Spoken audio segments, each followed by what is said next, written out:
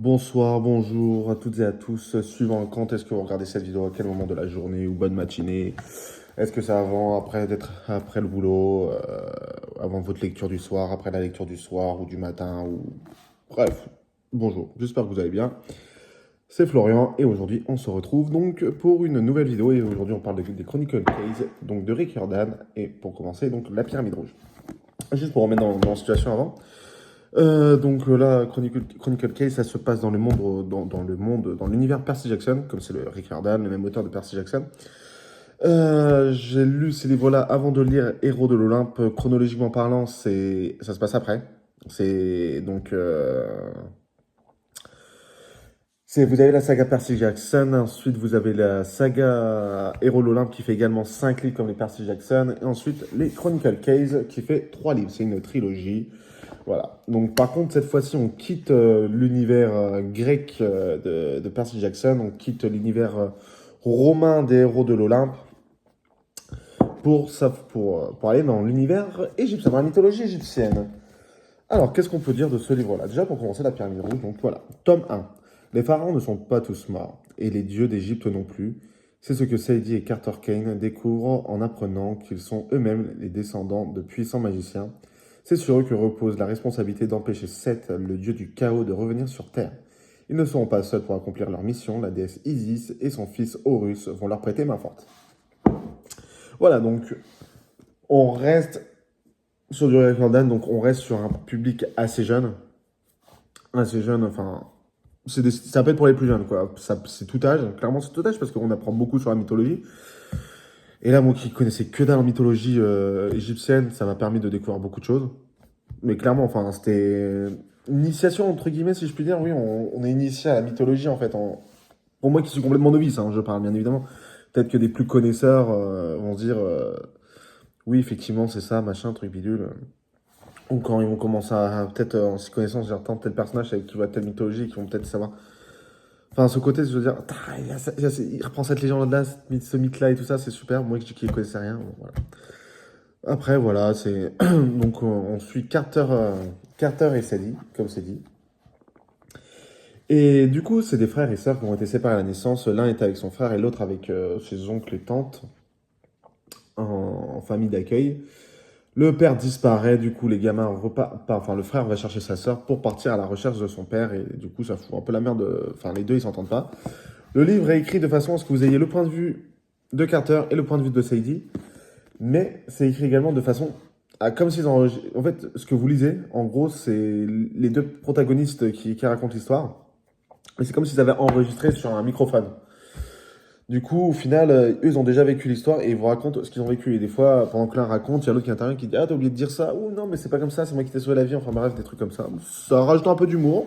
C'est original. En fait, ce qui est bien avec Rick Riordan, c'est souvent l'univers dans lequel il écrit. C'est-à-dire que là, vu qu'on n'est pas dans les Percy Jackson, il reste dans le même style. Il écrit comme il a l'habitude d'écrire. Mais on fait aussi autre chose. C'est-à-dire que voilà, le côté que là, Percy Jackson, il raconte l'histoire en temps réel, comme ça lui arrive. Pareil dans les Héros de l'Olympe, qu'on parlera bien plus tard. Là, dans Chronicle Case, voilà, c'est un enregistrement audio. Dans Manus Chase, c'est pareil, c'est le personnage qui raconte. Manus Chase, ça ressemble beaucoup plus au Percy Jackson dans la façon dont on scénarise. Mais bref, ça, on reviendra également bien plus tard.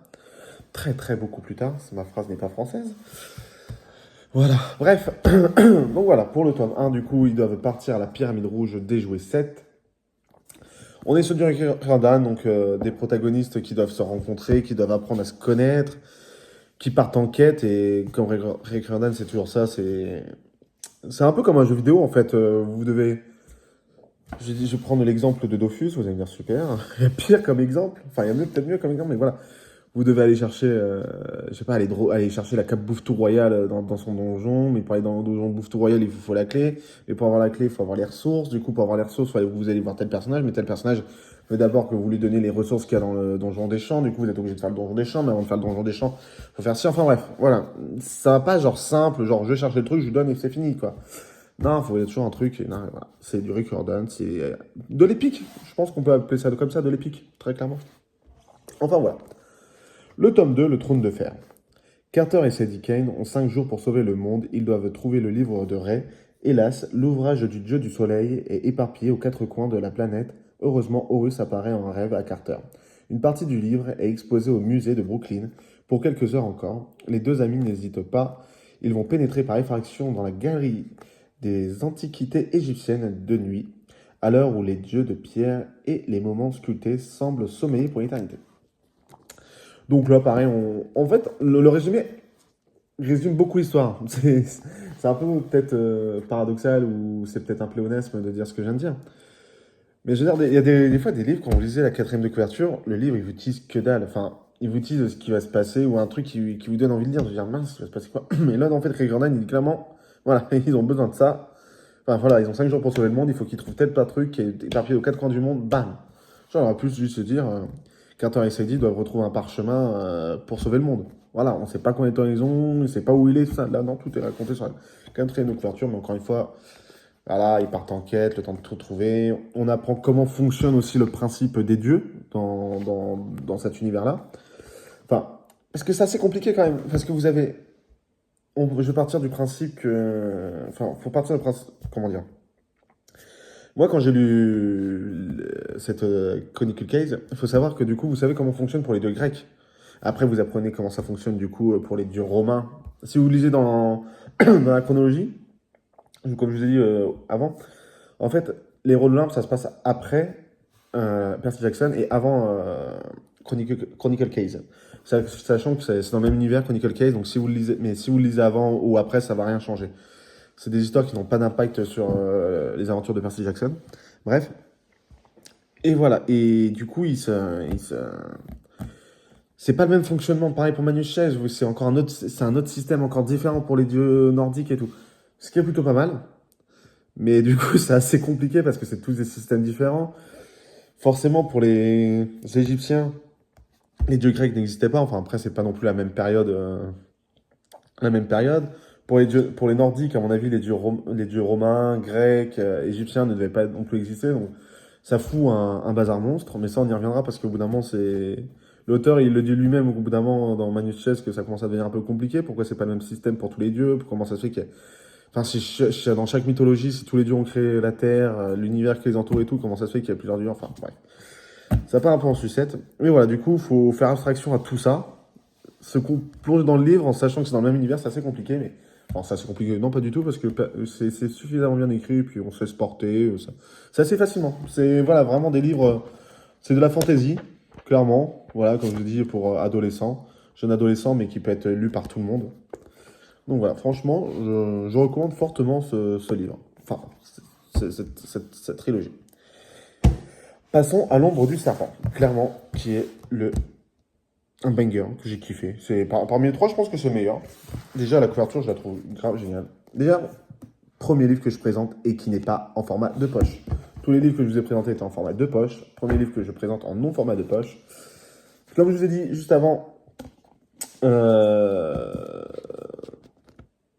bonne question. Je suis en train de perdre le fil de mes mots. Bref, donc voilà. Bref, ça va avoir un impact assez important sur ma suite de mes lectures. Il faut savoir que, en gros, avec celui-là, j'ai commencé à lire des versions, enfin des formats, voilà, comme ça, beaucoup plus. Je lis encore des formats de poche. Hein. Ça m'arrive parce que je trouve pas toujours tous les livres que je veux en format comme ça. Au niveau budget, c'est pas non plus tout à fait le même. Mais voilà, suivant ce que je recherche, des fois je vais dans une librairie, je trouve le format que je veux, et puis basta. Et puis quand ça fait longtemps qu'ils sont sortis, les livres, généralement, vous avez plus trop de choix. Bref. Alors, pour finir, du coup, L'ombre du serpent, troisième tome, et conclusion de cette trilogie. Les dieux d'Égypte sont divisés et les forces du chaos se déchaînent. L'Apocalypse n'est plus qu'une question de jour. La pyramide de Thoth est en train de céder sous les assauts d'Apophis. Bientôt, Ré, le dieu du soleil, sera sans protection et le monde plongera dans les ténèbres pour l'éternité. Carter et Sadie ont une dernière chance pour empêcher le désastre, une chose qu'aucun magicien n'a osé tenter avant eux, détruire le serpent en s'attaquant à son ombre. Après les best-sellers voilà, internationaux Percy Jackson et Héros de l'Olympe, Rick Jordan réveille les dieux d'Égypte. Enfin, les dieux égyptiens. Et quand je parle des dieux égyptiens, je parle pas, bien évidemment, pas des cartes Yu-Gi-Oh! D'ailleurs, bref. D'ailleurs, il me manque toujours. Enfin, j'ai rare, je l'ai pas. J'ai une version speed duel et ça m'énerve. Bref. Et aussi en version, une version un peu plus collector, mais bon. Bref, on s'en fout.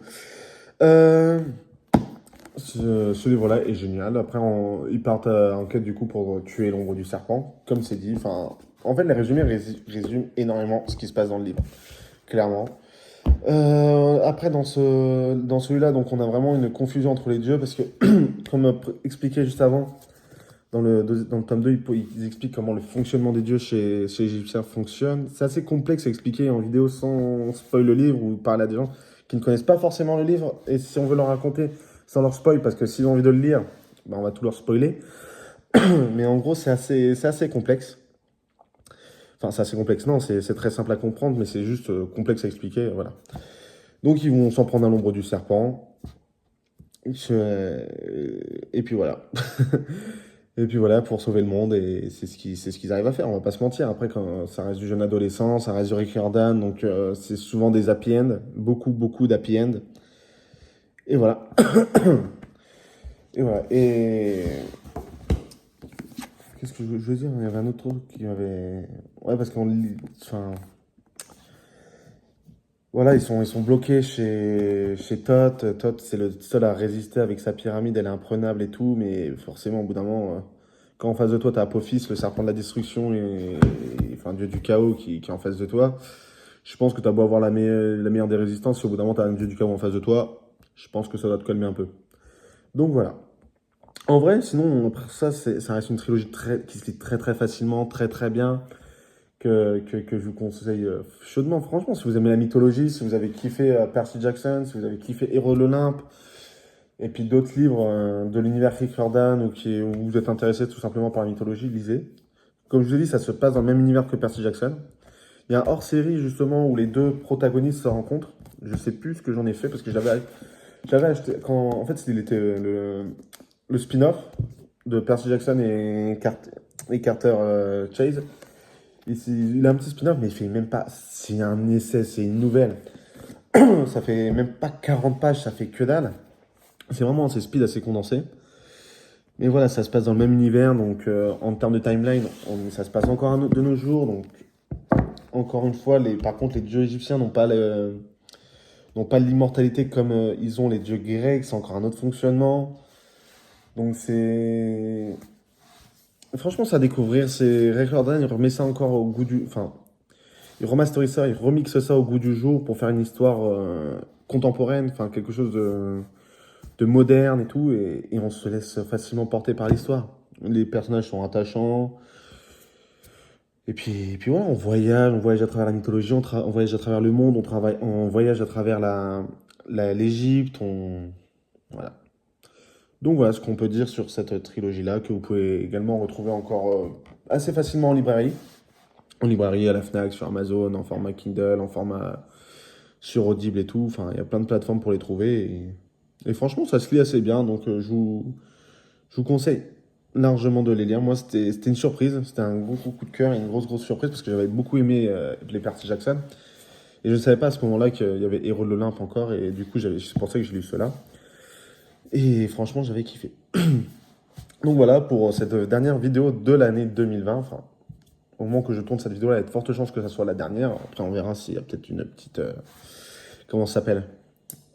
Une petite surprise. Enfin, on verra. Enfin, quelque chose de spontané qui sera fait. Peut-être une ouverture cadeau au cas où que j'ai des livres. Ce qui sera pas surprenant du tout vu que tous les ans on m'offre des livres. Bref, là, on va y rester un bon bout de temps sans parler de Rick Riordan parce que les prochains Rick Riordan qu'on va parler, ça sera Héros de l'Olympe. Mais Héros de l'Olympe, ils sont un peu loin dans la bibliothèque pour l'instant. On se retrouve l'année prochaine pour une nouvelle trilogie. Une trilogie qui a marqué son temps, que ce soit en termes de littérature, en termes de cinéma, qui a marqué. Voilà, donc on se retrouve pour ça. Je vous laisse en commentaire essayer de spéculer quelle trilogie a marqué le monde du cinéma et le monde de la littérature. Pour ma part, je pense que c'est l'une des meilleures trilogies que j'ai vues au cinéma, après Star Wars, après Le Seigneur des Anneaux, bien évidemment. Et meilleure trilogie de livres que j'ai lu est le tome 2, comme le film 2, c'est. Enfin, pour moi, le tome 2, c'est l'un des meilleurs livres que j'ai lu, et le deuxième film de cette saga-là, c'est le meilleur, et je le trouve juste génial. Bref, je vous laisse là, on se souhaite de bonnes fêtes. Enfin, je vous souhaite surtout de bonnes fêtes. Profitez bien, lisez autant que vous voulez, profitez des gens que vous aimez. On ne dit jamais assez, mais l'alcool avec modération, vaut mieux avoir, je dis toujours, vaut mieux avoir 10 minutes de retard que 20 ans d'avance. Puis il y a tellement de livres à lire que ça serait dommage de partir avant de tous les avoir lus. Bref, profitez bien, faites attention à vous et on se retrouve très vite. Salut!